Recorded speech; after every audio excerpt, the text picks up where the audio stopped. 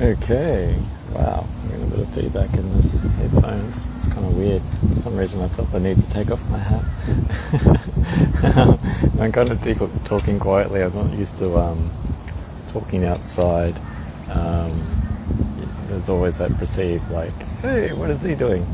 But once again, I'm down from Eflowtion, one of the EFT Tapping and Soma instructors. We are now 3 days out of, well, not 3 days, we had our 3-day lockdown. It'll be a few days now out of a weird sort of 3-day lockdown. But as you can see, I've picked a nice spot. I'll just whip the camera around. There we go. Brisbane River, believe it or not. Actually kind of looks blue for a change. They dyed it just for this occasion. But yeah, so I just wanted to do hopefully a quick video. I can't guarantee it's going to be quick, but just on me as an INFJ. If you don't know what an INFJ is, it's one of the cognitive, what would you call it, types of the Myers-Briggs. I did a test, I think it was last year sometime, a couple of tests that both confirmed it. And also how I use, I guess, all the functions in an EFT tapping session with a client, or just how I just sort of navigate life in general. Now, it's a tricky thing to explain what it's like. I have seen videos in a day in the life of an INFJ, and I always think, like, how can you actually film it, sort of thing? It's like you'd just be sort of like filming someone on the couch just every now and again, just laughing to themselves, or just having mind-blowing moments, and then just continuing on with their day. It's be kind of a boring watch to watch. But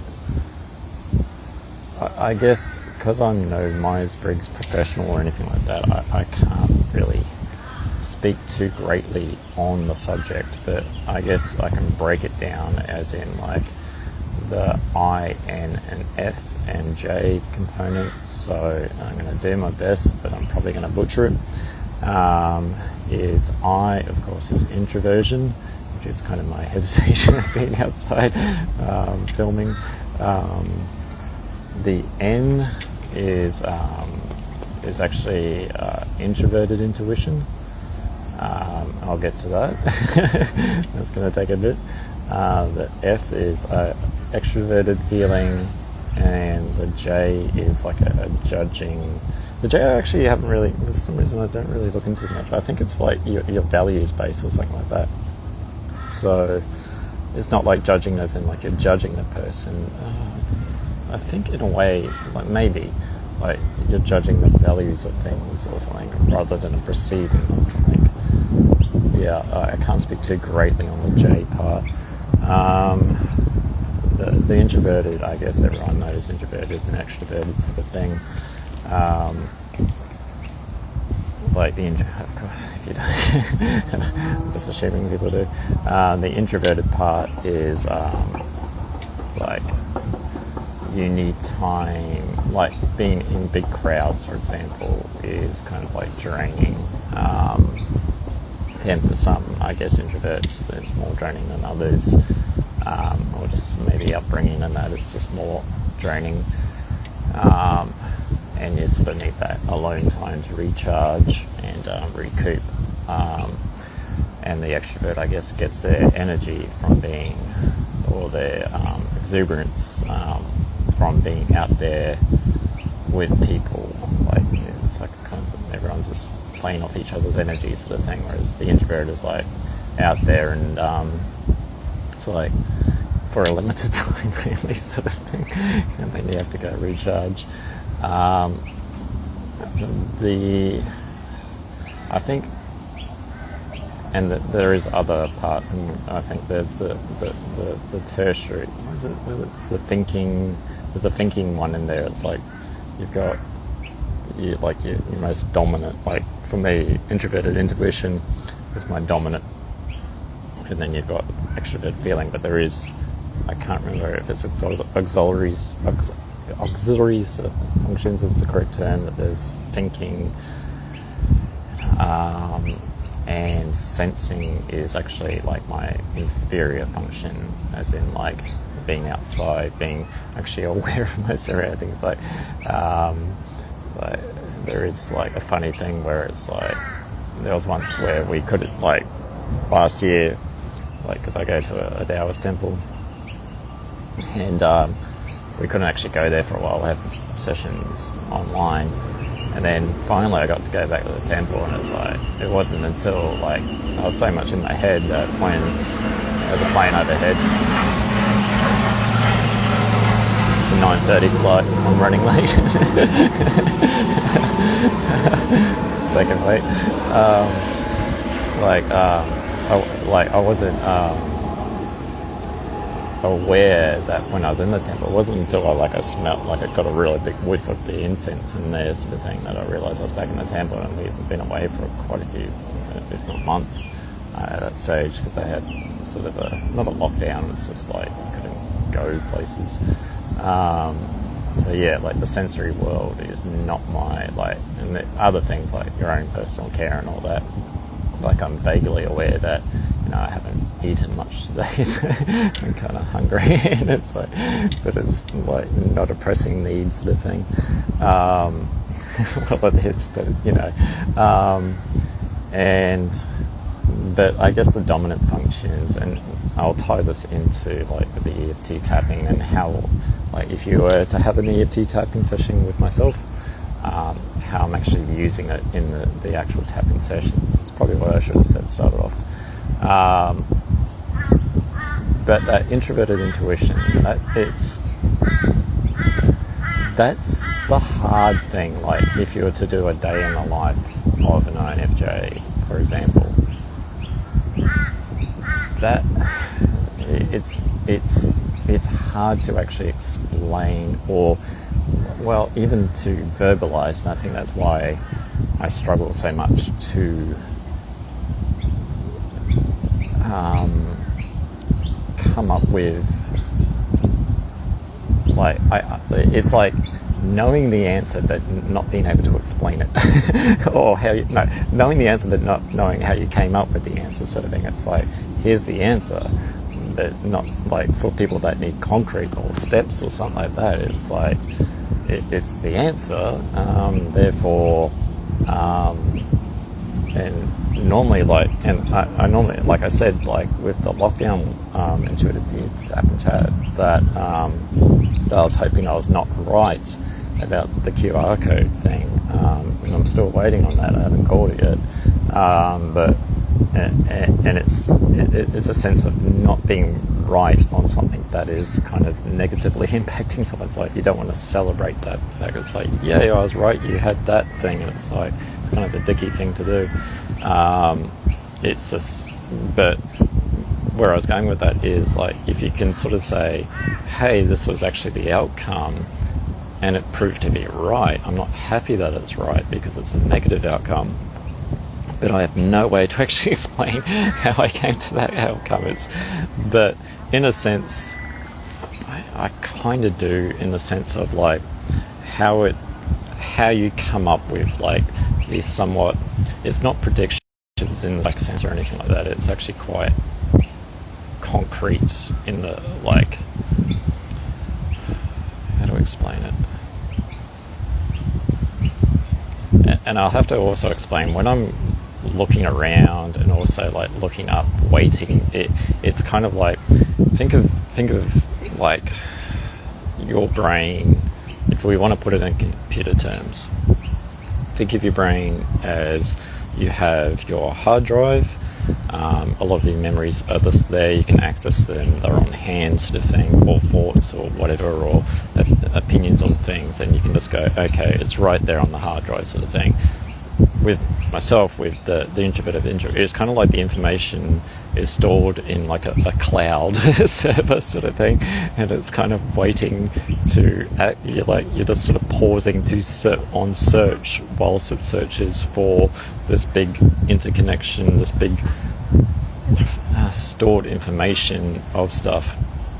And the reason I also go there is because to form a prediction, I don't like that word, to form, I guess, a perceived outcome, like, because that's the thing, I'm always happy when I'm wrong. And I think what I mean by that is, like, you can't predict the future. It's constantly changing. You can come out with a perceived outcome of what it might be based on past events or current events, but it's actually hard to actually set in stone something that has not happened yet. So that's why I hesitate with the word prediction. But framework is probably more a way of looking at introverted intuition. And this, I'm getting closer to where it is with the EFT tapping, and how I connect that with people. But with the since birth, I guess, and it's not a conscious thing. Well, it'll be a conscious and a subconscious, but it's not conscious as in, like, I'm trying to take notes on people or anything like that. It's just kind of like it happens. It's like a sponge doesn't try to absorb water, it just does, sort of thing. When you put it into an environment. Now, growing up, definitely it's like I would look around at the world around me, and, like, you start to notice, I guess, patterns of behavior, patterns of, like, how people act, and also, like, how they would come to their thought patterns, how they would get to their end results. And I guess if, in a way, it's like if there's enough of, like, if someone, like, for example, pushes the red button rather than the blue button consistently, they're constantly pushing the red button, there's probably a good chance that in the future, based on the framework of what they've got, they'll push the red button again, but they might push the blue button, you don't know.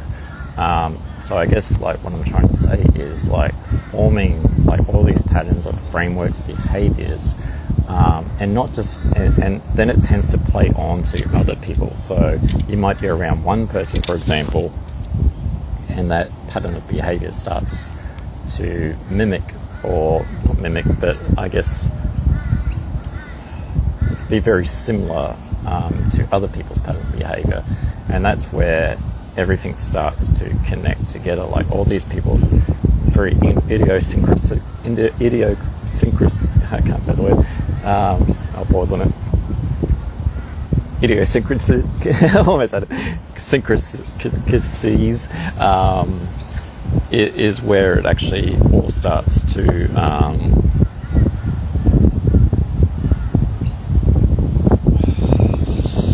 interlock, I guess, in a sense. Like, so then you can start to go, well, based on this, based on that, this might be the likely outcome.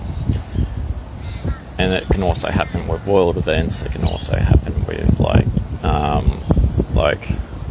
animals, this sort of thing. It's like you observe enough of the world and enough of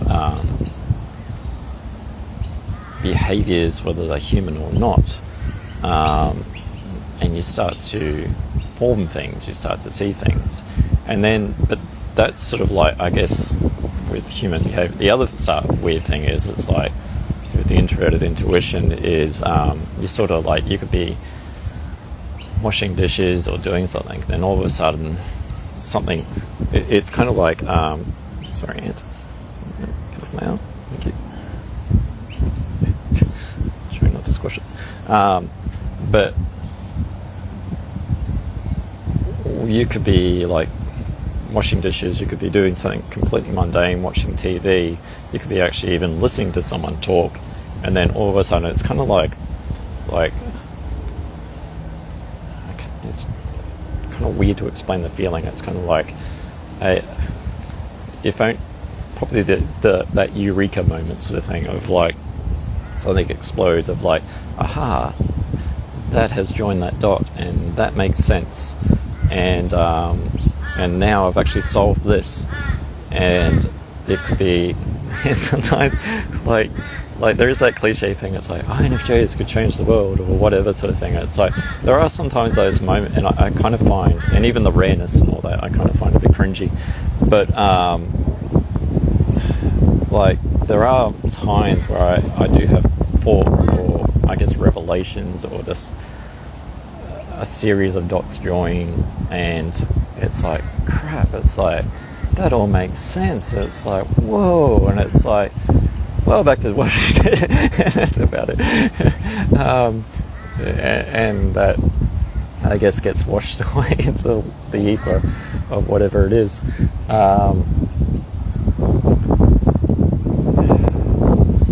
So I guess having that stored, because it's all stored up in this sort of like cloud, that there's this wait time to actually come towards like your brain sort of thing. There's also the extroverted feeling, making sure that there's harmony, there's balance, there's like everyone in the room's okay. And I guess like with that introverted intuition, it's like, it's not so much like, is everyone okay? And they're not, and you don't know what to do about it. It's like, if everyone's not okay, well, it's obvious. It's like point A, point B. It's like, and then like, because I get told a lot, like, don't give advice, don't tell me what to do with my life, sort of thing. It's like, and it's not an intentional thing. It's just like, and I do realize this sounds highly arrogant, but to I guess as an understanding is, it seems obvious to me the problem. But I don't mean that as in like the other person can't see it and it's like they're any lesser. It's just, I guess, once again going back to that, like when you've seen a repetition of a whole heap of behaviours and what that person is actually going through, and it lines up, it's probably obvious that it's might be this answer. But at the same time, it's up to the person to steer their own boat.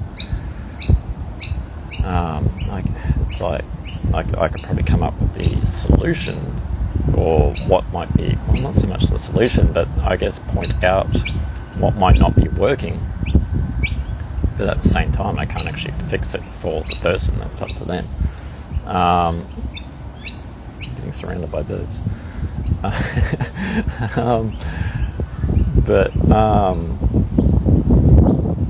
So with that feeling part, it's, and sometimes for some, like, I can't say this with absolute certainty, but with some INFJs, that feeling might be a lot more sensitive than others. I mean, I did the Enneagram, I don't understand it, but like I was 4 wing 5 or something like that, which I don't know why I bring that up, but it's like, I think that somehow relates. Maybe if I keep talking, it'll relate. But I guess like there's like certain degrees of rarity, and then, once again, that rarity thing, it's like, how do they know? It's like, and if it kind of feels a bit douchebaggy, to be honest. It's like, and it's something like it's that.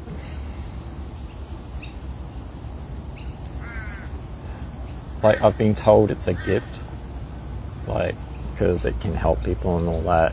Like, it's kind of like, in a way, it's like you're that cheat code to like a hard game of life sort of thing. It's like, you go to me and it's like, oh, well, it might be that sort of thing. I'm being very loose with that, but at the same time, it's like it's to be honest, a freaking curse. You kind of don't want it. It's very annoying to live with. It's also like they say, it's the advocate in a way, and I can understand that. Like, if you see, it's like it really rubs you the wrong way if you see something that just, where there's an injustice, and it's like there's something that fundamentally just feels bad.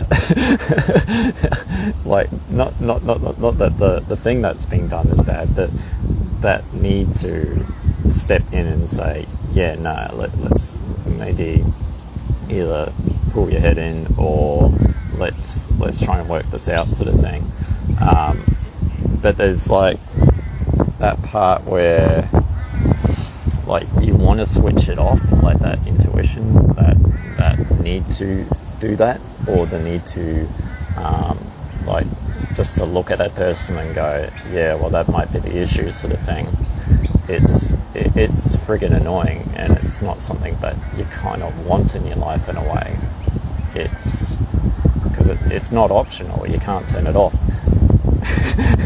I wish I could. I wish I could just turn it off every now and again. It's like, for example, like if you've had an argument with someone, or if someone's pissed you off, like, because you become like, it advocates for the other person as well. So I could be on a walk, I could be doing something where I'm frustrated at that person or just pissed off, and I just want to be angry, and then it's like this little counselor in my brain steps in and starts going, well, if you see it from their point of view, it starts advocating for them and starts like saying, hey, it's like that person, it's not a monkey, by the way, that noise, it's some weird bird.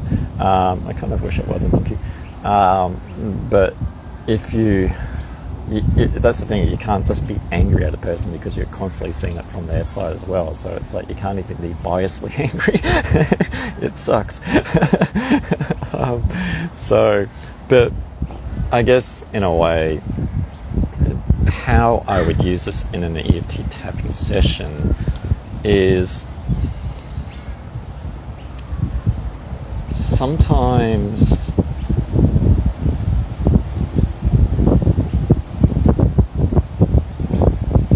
it's like knowing it's like the person's problem is kind of like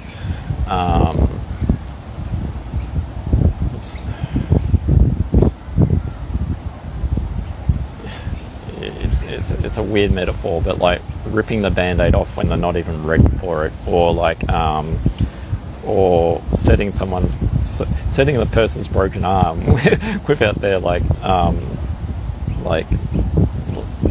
their need for it, or well, their awareness of it, sort of thing. So it would be like going up to a person that's going, well, it seems like this is your issue, and it's like, well, screw you, and get hit, sort of thing. And many a times, like with an INFJ, is like you get hurt quite a bit. There can be physical, and there can be also emotional, because it comes from a good place, what we're trying to do, like we're trying to help, but sometimes, whether it's the tactfulness of it, whether it's like, or like, say like, it's kind of like looking in a mirror and not being happy with the reflection, but somewhat you're the mirror in that scenario. You're saying, I can see that this is actually causing you problems in your life, but the person might not want to hear that, sort of thing. Straight off. It's kind of like chucking toxic stuff back into the person's face, even though you're trying to help. So in an EFT tapping session, it's like, with EFT, it's like peeling back the layers on probably what I've already seen. And sometimes, I'm not saying I'm 100% correct all the time. I'm just saying it's like I've got probably a good sense or a good feel of what it might be.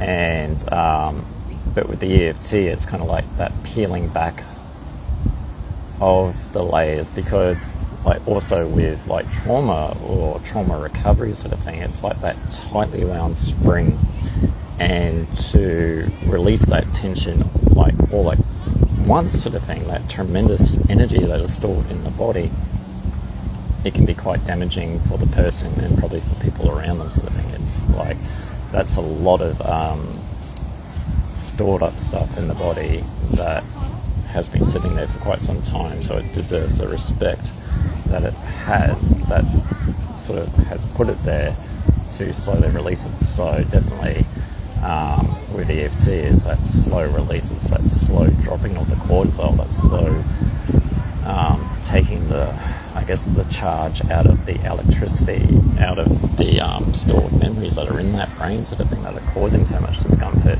whether it be emotional discomfort or physical discomfort.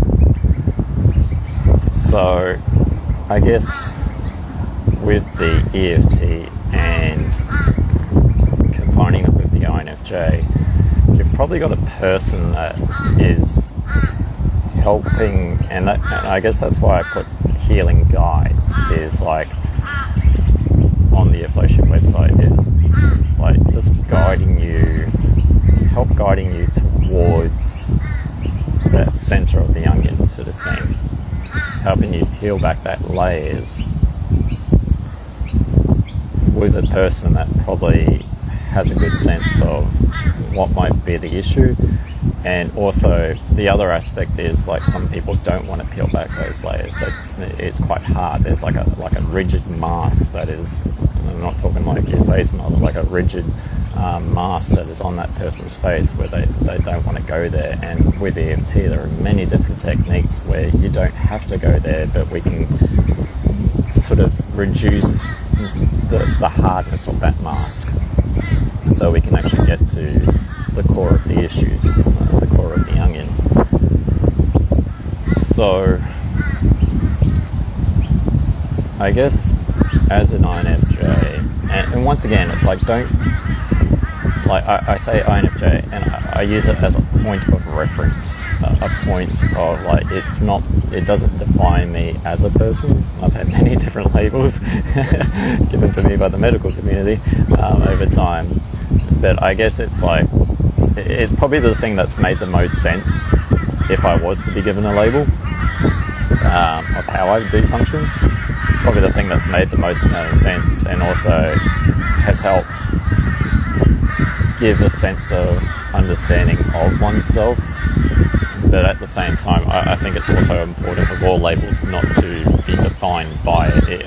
It's kind of like knowing how to use your legs sort of thing, but not like getting overly attached to sort of like the walking or whatever. Like, I guess what I'm saying is, like, don't like becoming too attached, or even if you're that person that's like, I'm an INFJ, I'm so rare, it's like, probably look at the test that you've taken.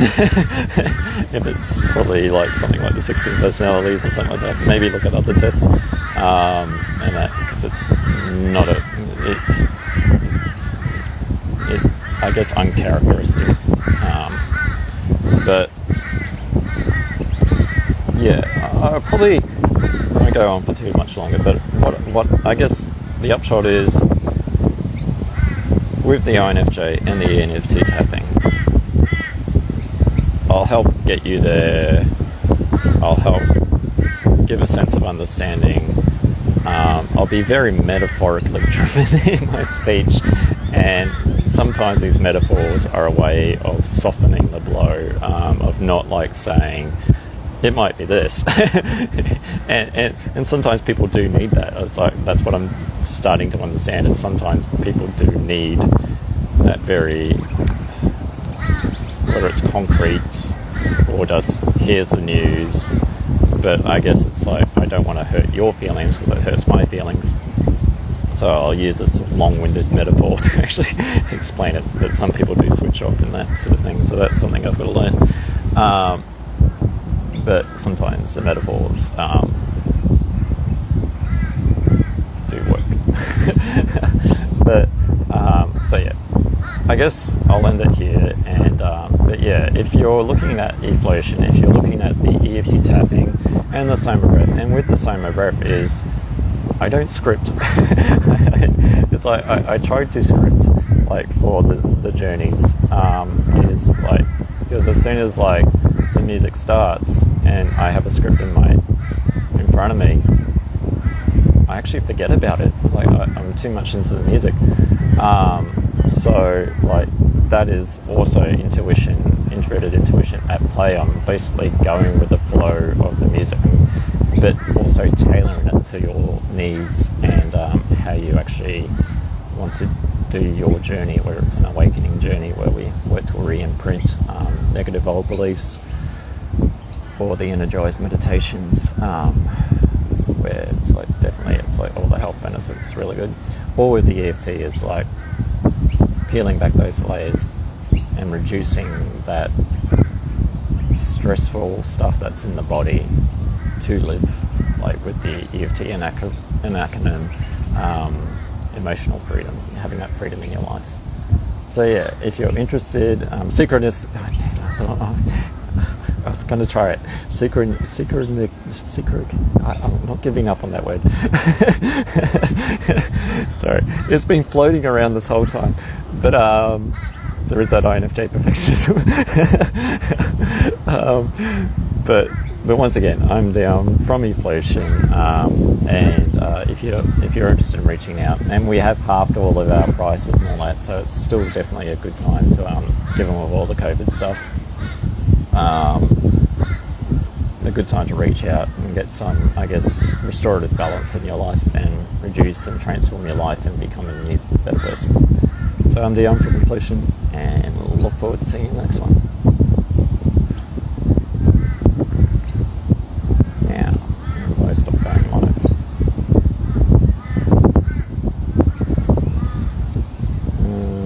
I have no idea actually.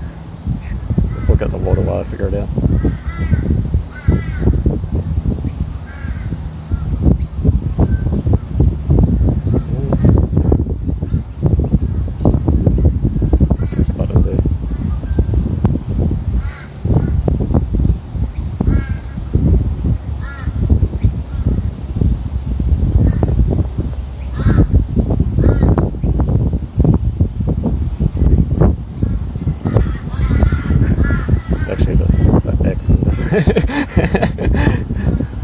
I guess I keep changing this around.